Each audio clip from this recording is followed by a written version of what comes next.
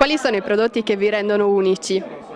Allora, io credo che principalmente uno dei prodotti più importanti della gastronomia villagrandese sia il pistocco, che è il nostro pane tipico, solo ed esclusivamente prodotto a Villagrande, con una forma tonda, è caratterizzato dal fatto che ha due processi di cottura. Nel primo processo avviene la vera e propria cottura, dopo avviene una biscottatura che poi si chiama anche carasatura. Il pistocco tradizionale veniva utilizzato in particolar modo dai pastori che durante la transumanza dei bestiami stavano fuori per parecchio tempo, per parecchie settimane, e quindi la particolarità di questo prodotto era appunto il fatto che si conservava bene nel tempo.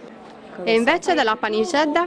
Allora, la paniscedda è un dolce, possiamo dire forse ricco per quei tempi, perché veniva fatto con dei prodotti e non erano neanche tutti che potevano permettersi di farlo, con le mandorle, le noci, il miele, l'uva passa, prevalentemente un pane, perché comunque subisce un processo di lievitazione, e quindi possiamo chiamarlo un pane dolce, ma sempre comunque un pane. Uno dei pani principali che veniva fatto in epoca antica e che viene tuttora fatto è il pane di semola.